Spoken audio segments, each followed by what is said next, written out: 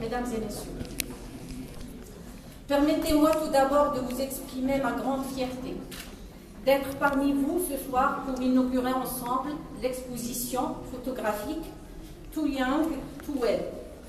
Je profite de cette occasion pour féliciter d'abord Madame Stéphanie Sinclair pour son travail artistique, très touchant et professionnel aussi.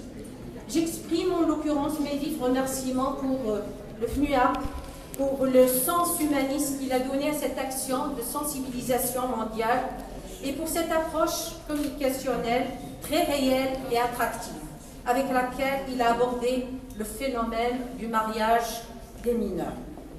Étant responsable et bien sûr citoyenne engagée dans le domaine du social, je suis très touchée, comme la plupart d'entre vous, des expressions que nous avons vues et que nous allons voir plus tard, et qui visualisent les douleurs circuler à travers le monde, à travers ces regards enfantins qui a illustré de ces photographies.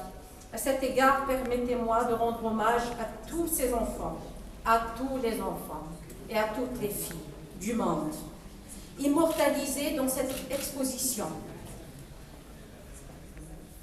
et à l'égard de qui nous nous sentons toutes et tous responsables. Mesdames et messieurs, je profite de cette opportunité pour vous mettre au courant de quelques efforts déployés par mon pays dans le domaine de l'éradication de toute forme de violence à l'égard des enfants et des femmes. Et vous savez qu'aujourd'hui, nous avons notre loi, pas encore, notre projet de loi de lutte contre la violence à l'égard des femmes. Car souvent, je parle de la lutte contre la violence à l'égard des femmes en parlant des enfants, car souvent le mariage précoce est un mariage forcé qui enrobe de la violence et de la discrimination et conditionne toute une vie et tout un devenir. Vous avez certes vu que ce fléau est mondial, quoique ces configurations changent de pays à l'autre. Au Maroc, nous avons l'audace d'en parler et même de donner des chiffres. D'ailleurs, le ministère de la Justice et des Libertés s'est pris l'heureuse coutume manuelle de livrer des indicateurs concernant les actes de mariage des mineurs et d'en tirer les analyses et les pistes d'action pour améliorer l'environnement conjugal.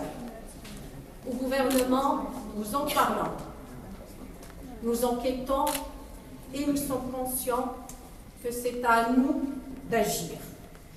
L'environnement constitutionnel est aussi propice chez nous pour faire avancer les droits humains, y compris ceux des enfants.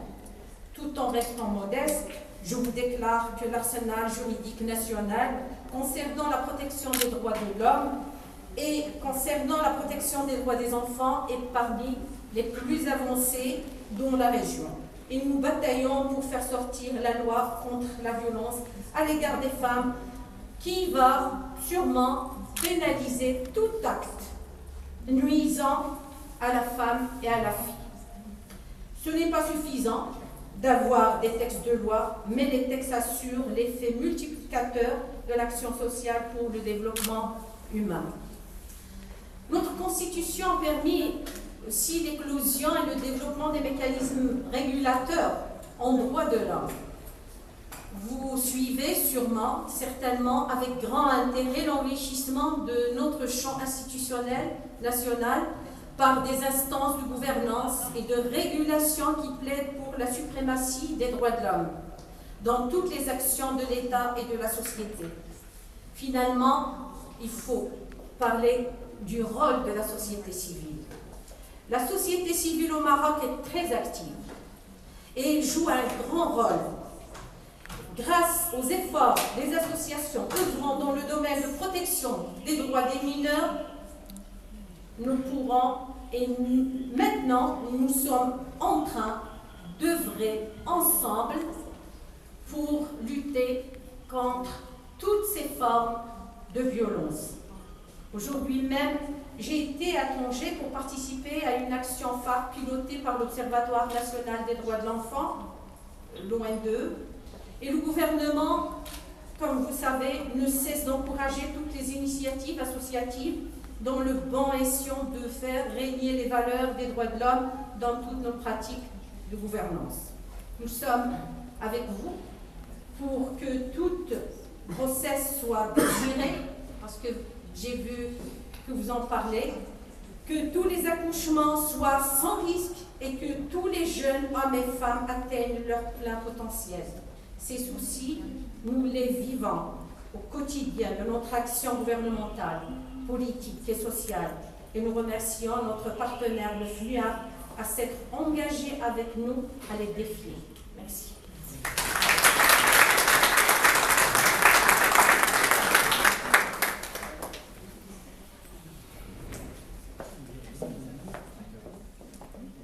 Merci Madame la Ministre pour votre mot bien très touchant et qui souligne les points essentiels de cette rencontre.